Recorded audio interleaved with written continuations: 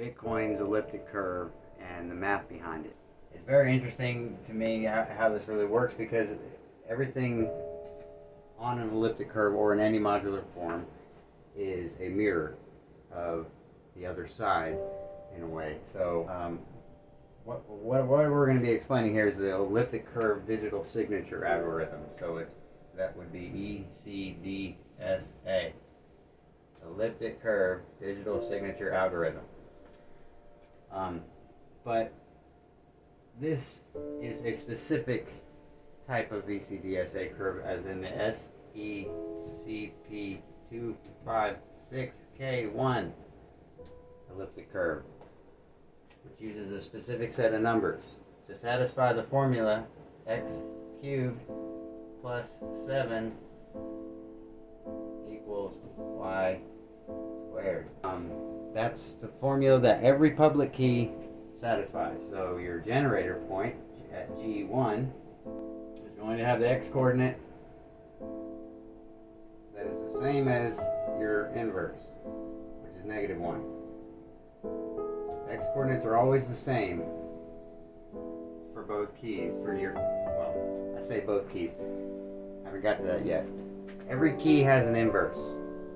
So what we have here is a generator point, which is a fraction of the number n.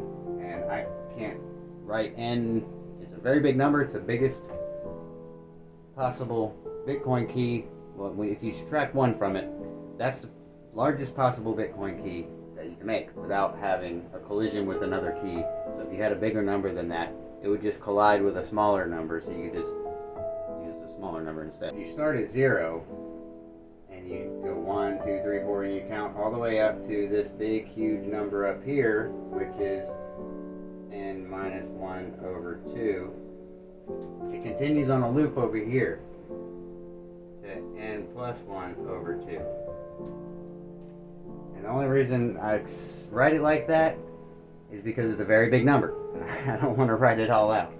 So anyway, what we got here, those are the private key scalars. They're called scalars because you're scaling a point. You're moving the point.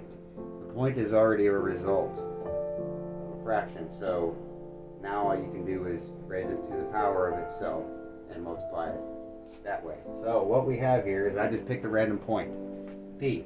This is my P point. P equals point. And its inverse is its exact mirror with the same x coordinate but the inverted y coordinate. All these points are multiples of this point. I used this roll of tape and this as my straight edge. So if I would have used a ruler and a compass, these points would be perfect.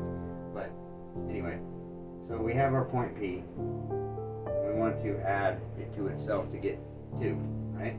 So the way we would do that is we would take we can take the point and draw a line where it intersects the curve on the same side, and that is P plus P.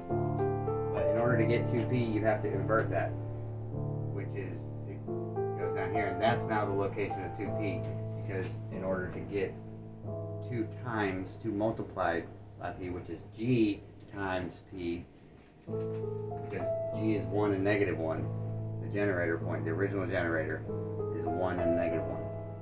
So in order to get this times that times 2, you have to add it to itself with that and mirroring it, or you can take the tangent line. The tangent line here, right, yeah. It's the tangent line here, and it's mirrored down. That's the whole thing. And as you can see, it's also a tangent to the lower side, and that's why this is down here. If you want to add it to itself again, you're just going to find the next tangent. That's basically the best way to say it. Finding the next tangent, or you draw the line to the next intersection point. Both of them are really the same, because multiplication is just addition of something adding to itself.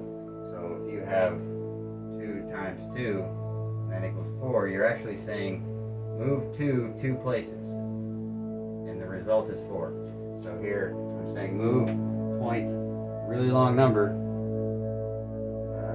one place, which is 2 of itself. That's basically what you're saying here. So now, like I said, we have 2p. If we want to get a third point, we find another point, the next point at the intersection, right here. That's p plus p plus c. Mirror that and get our 3p, which is up here. Same way, find the next intersection point, which fortunately for this is also a tangent line. You know, that's what's real interesting about this point here. It might not turn out that exact if I drew it better with the compass and a ruler, but it's really close. And you can see that with the x and y coordinates, how close they are, but they're so far apart it's unreal, you'll never find them. So anyway, we have 2p, and we want to add p to 2p. So we would have to basically, like I said, you find the next intersection point, you mirror it up, there's 3p. Okay, and now, as you can see, p times 2 is 4 on a tangent line. This is 4. If you multiply that with the tangent line, with the next point of intersection on the curve, that is 4p. And so, if we wanted to, say, get 7p, we would take 4p of our main point, not our inversion. Everything down here is the inverted side. Every time you do a multiple, it inverts. The sign changes on the bits. But so you take p on this side. 4p is up here. P plus p plus p. That's 3p plus 1. Intersect p and 3p, you get 4p right here, and it inverts down here to 4.